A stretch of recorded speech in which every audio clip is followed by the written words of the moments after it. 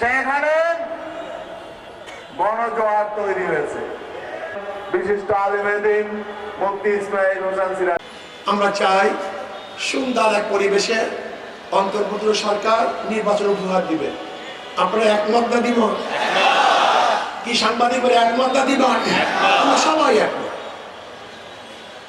আল্লাহ না করুক, আমি বর্তমান অন্তর্বর্তী সরকারের প্রধানকে বলবো, যদি আপনি নিরপেক্ষ গ্রহণযোগ্য নির্বাচনে ব্যর্থ হন, জনগণ আপনাকে ক্ষমা করবে না।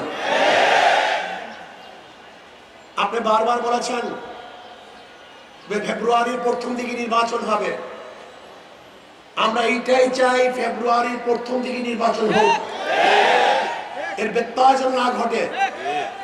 কোন দলকে কেন্দ্র করে, কোন ব্যক্তিকে কেন্দ্র করে নির্বাচন পিছানোর কোন ষড়যন্ত্র বাংলাদেশের জনগণ গ্রহণ করবে না। আমরা দেখছি বর্তমান নির্বাচনকে পিছানো ষড়যন্ত্র চলছে, বিভিন্ন রিপোর্টও আসছে। যারা এতদিন পর্যন্ত নির্বাচন নির্বাচন নির্বাচন জিকির ছিল, নির্বাচন ভোরের জিকির নির্বাচন, দুপুরের জিকির নির্বাচন, সন্ধ্যার জিকির নির্বাচন, তারা এখন নির্বাচন নিয়ে জিকির করছে না, বরং মনে হয় নির্বাচনের কথা ভুলিয়ে গেছে। কারণটা কি? হঠাৎ করে নির্বাচনের জিকির বন্ধ কেন? মাঠ পর্যায়ে জরিপ করে দেখছে পায়ের নিচে মাটি খালি হয়ে গেছে। বাংলাদেশের জনগণ কোন চাঁদাবাজকে আর ভোট দিবে না, কোন সন্ত্রাসীকে বাংলাদেশের মানুষ ভোট দিতে চায় না। যারা বিদেশে টাকা পাচার করবে এরকম মানুষকে বাংলাদেশের জনগণ আর দেখতে চায় না। নির্বাচন আসতেছে, নির্বাচন নতুন কিছু নয়। বাংলাদেশের মানুষ বারবার নির্বাচন দেখেছে। নৈশ নির্বাচন দেখেছে, কারচুপি নির্বাচন দেখেছে, পেশি শক্তি নির্বাচন দেখেছে, ভোটবিহীন ক্যান্ডিডেট নির্বাচিত হওয়ার নির্বাচনও বাংলাদেশের মানুষ দেখেছে।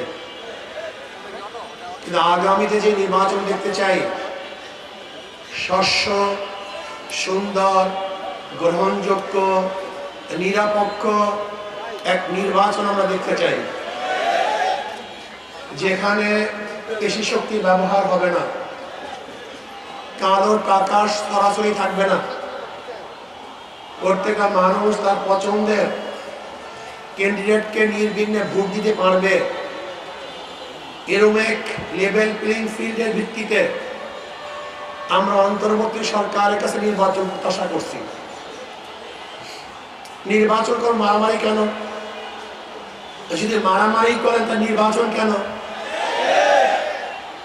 যদি দখলদারি করেন তাহলে ব্যালট কেন? যদি ব্যালটই দেন সেখানে দখল কেন? নির্বাচন তো এর জন্যই যে যে যাকে ইচ্ছা মনোনয়ন করবে, মনোনীত করবে, সেখানে পেশি শক্তি ব্যবহার করবেন কেন? এটা আমরা চাই না। বাংলাদেশের মারামারি, কাটাকাটি, দখল ধরে নির্বাচন আমরা উৎখাত করতে চাই।